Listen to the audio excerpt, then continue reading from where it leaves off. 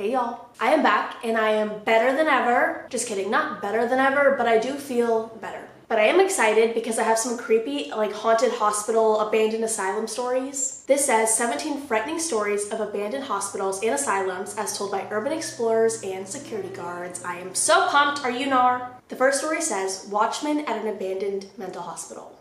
I was the night watchman at an abandoned mental hospital turned state park for a summer in college. The only creepy thing that happened was one night I was with one of the state park police and we saw flashlights in one of the buildings. Kids constantly broke in and other people broke in to gut the old buildings of any copper they could find. So as I was saying, one night we saw flashlights moving around, so we went in. The officer pulled her gun and flashlight and in we went. We could hear footsteps on the floor above us and we slowly and quietly went upstairs. We checked every room and found nothing. Then we heard footsteps above us again.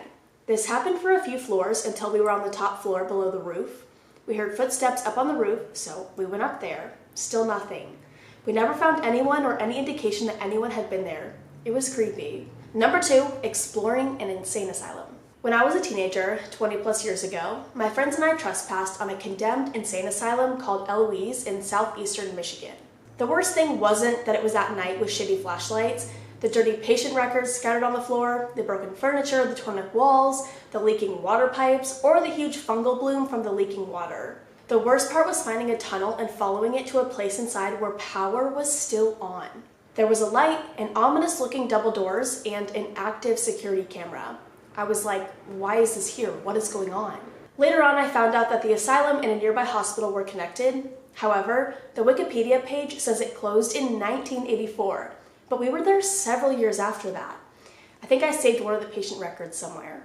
Exploring ruins. When I was in high school living in Seattle, ghost hunting, visiting abandoned places, was a frequent activity for us. There's a place north of Seattle called 13 Steps to Hell.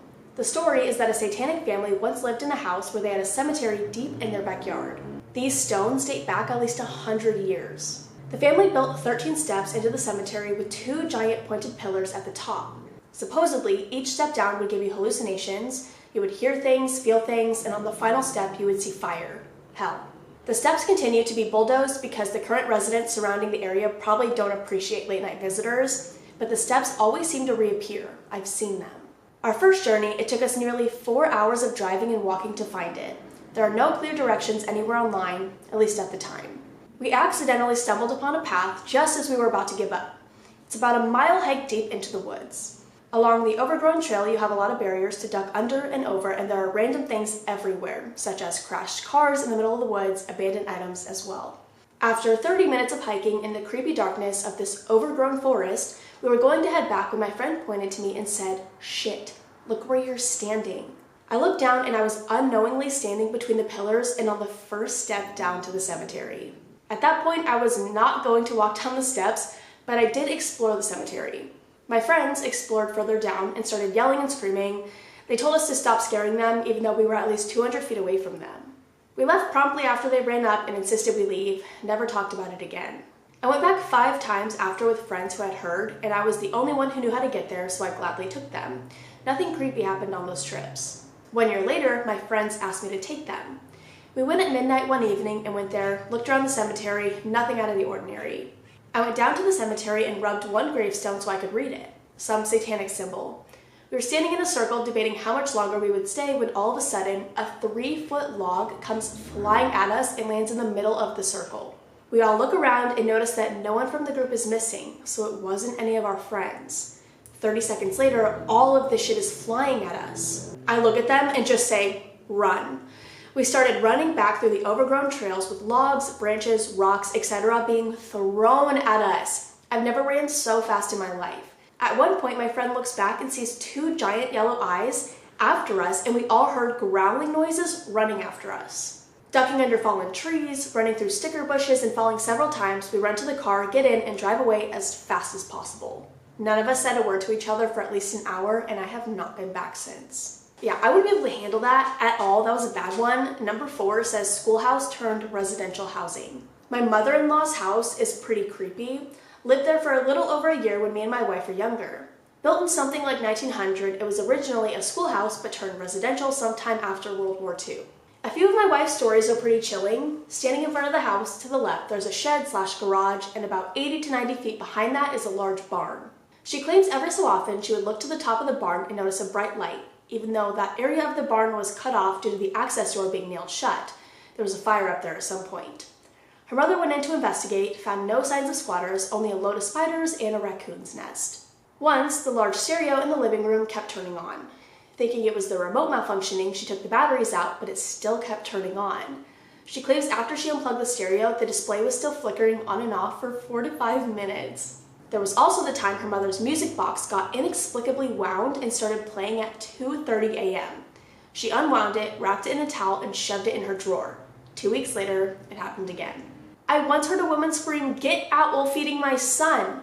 He was fresh out of the hospital. We were on the bed watching TV. I had him on my chest and my back to the wall. The bedroom door was shut. All of a sudden, I hear a woman scream, "Get out." I placed my son in his crib and ran downstairs, thinking her aunt, whom we were living with at the time, was in some sort of trouble. I get downstairs to find all the lights off, her aunt asleep in her bed, and nobody else there. Also, regularly heard children running, though my son at the time wasn't old enough to walk. One time in particular, heard what sounded like a large group of children coming up the stairs, laughing hysterically at something. No, like, you're done. Burn the house down. An old jail tour. My two friends and I visited an old jail. A local company did regular tours. The jail used to regularly keep women and children there, and there were a lot of deaths, especially in the winter. During our tour, my friends and I went inside one of the cells just as the tour group moved along to the next section of the jail. We were making stupid jokes, but the vibe was super creepy. We finally decided to catch up, except we were locked in. Nobody was there to do it. The group had moved on before we all entered completely. And the doors were not self-locking. Someone would have had to push the bolt across from the outside. We couldn't get out. We ended up having to shout for help to have someone come and set us free. Almost 10 years later, none of us have any idea how that happened. No, the way I would run out of the jail, the way I would go home and cry myself to sleep every night for the rest of my life. Number 6, in a funeral home. I used to pick up dead bodies for a funeral home. One stormy night, I was in one of the coolers putting a guy on the shelf. In a matter of a couple seconds, the following happened. The guy on the next shelf up shifted and his hand fell down on my face. The doorstop slipped and the cooler door closed behind me. The power went out and the lights went off. All purely coincidental, but I still puked in my pants. No, dude, same. Abandoned nuns home. My dad worked at a mental hospital that used to be connected to an abandoned nuns home by underground passage. He says that one night he was walking down there when he saw a praying nun. He walked by her and said hello. She didn't acknowledge him. My dad does not believe in ghosts, but he says there was a nun down there that night. No, that was a ghost, 100%. This next one is super long, so it might be the last one I read. It says, "This is an incredible story. I wasn't able to sleep, so I figured I would try for a nighttime job at this sleep clinic as a security guard. They offered the job and I accepted straight away, filled in a couple of forms, and that was that. It seemed perfect. If I was going to be awake anyways, might as well get paid for it. I got into the swing of things right away. It wasn't difficult. My duties consisted mainly of walking through the softly carpeted halls every hour or so, checking that the security doors were locked and helping myself to as many free cups of coffee as I could. There were always 2 nurses on call in case of a medical emergency, but they mostly slept through their shifts, so I barely saw them. My contact with the patients was limited. There seemed to be perhaps 15 or 20 of them, with some there for extended periods and others coming and going on almost a daily basis. I only ever saw them when they were asleep. It was strange seeing them like that, robbed of all context. They could have been bankers or beggars for all I knew. In the staff room, watching over the half-drunk remnants of other people's coffee and dog-eared magazines, was a bank of CCTV monitors wired up to the patients' rooms, so the staff could keep an eye on them whenever they needed to. I spent most of my time there when I wasn't patrolling the corridors. It was oddly relaxing to watch all these strangers sleeping peacefully in their beds throughout the night, stirring gently every so often as they dreamed their unknown dreams. It gave me great comfort to watch them all lying there, dead to the world with me as their silent custodian. Then there were the sleepwalkers.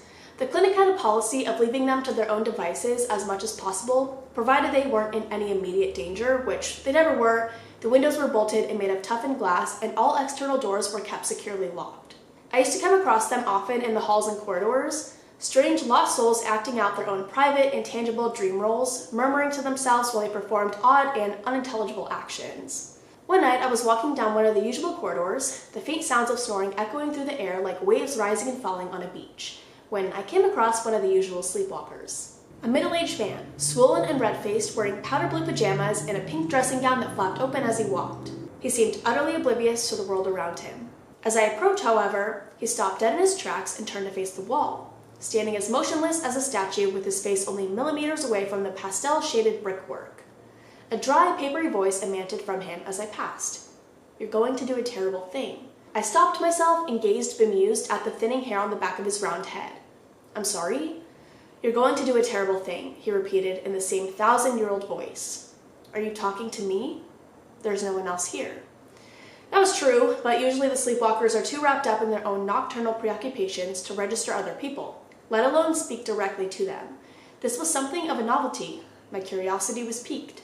"What do you mean?" "You're going to do a terrible, terrible thing, and there will be no one to blame but yourself." "Well, that's cheery. You should probably go back to bed." The man gave a little chuckle. It sounded phlegmy and unpleasant, like dark bubbles popping in tar. "What do you think you're doing here?" It was my turn to laugh. "I work here, looking after you guys." "You really think you can just walk into a job like that off the street, at a medical facility of all places?" There was no way he could have known about that. It's not very plausible, is it? In fact, when you think about it, nothing about this place really adds up. You haven't really thought this through. I just stood there staring. Perhaps I was hallucinating again? "I have to go," I mumbled, unsure of what else to do. My palms pricked with sweat. I walked on down the corridor, breathing an inward sigh of relief. Strange. The sleepwalkers were usually placid and uncommunicative, locked in their own private little worlds. This man had been downright confrontational. I walked down to the staff room, my head a fog of speculation and confusion. I was surprised to see one of the nurses seated at the table, a fresh cup of mud-brown coffee steaming in front of her. She had her back to me. "Patients are lively tonight," I said. "You can't hide from things forever." It was the exact same voice echoing through the softly furnished room. "Sooner or later you'll have to face reality, and the longer you leave it, the worse it will be." It felt as though an electric shock had jangled through my body. I ran round the table to face her, but when I did, I found her eyes were closed, and she wore the expression of someone lost in a deep and dreamless sleep. Just then, the bank of TV screens on the wall behind me fizzled and crackled, lighting up the cramped little room with a brief flare like a flash of lightning from behind a dark cloud. I turned to face them and found only static bleeding into the room from each and every screen. But one by one, a picture flicked into life on each of the monitors, each showing a different scene in grainy black and white. It took me a moment to resolve the overexposed images into recognizable shapes and figures. In each screen, the camera gave a first-person perspective of someone moving jerkily through an unidentifiable scene, sometimes a hallway or corridor, sometimes a busy city street. All at once, every screen exploded into action, a flurry of manic movement lurching drunkenly this way and that. In this chaos of motion, I could see people wide-eyed and panic-stricken, their mouths open in silent screams, staring into the camera with horror in their eyes and fleeing in abject terror. Here and there, a hand could be seen on screen, the hand of the faceless protagonist, and on each screen, the unmistakable flash of a large knife cut through the hazy images. My stomach lurched as my eyes flicked from screen to screen, finding one scene of random carnage after another. The blade swung and stabbed and flashed, biting into flesh with sickening regularity. Black gouts of blood welled from every wound as the unknown assailant plowed his way through victim after victim. My eyes settled for a second on one particular screen. A confusing tumult of grays and blacks that resolved into a stark scene of bloody violence in a dingy vestibule as I fixed my attention on it. As I watched, the camera lurched past a battered door with a grimy stained glass window set into it. For an instant, a reflected blur of the protagonist was caught in that window, and the camera froze and then panned in on the image. It was a face, the reflection of a face. I looked to another monitor, a street scene, streaked with blood in the gutters and bodies strewn about the sidewalk. The chrome of a parked car threw an image back at the camera, which instantly halted and zoomed in on it. The same face, stark and washed out by the low-quality film.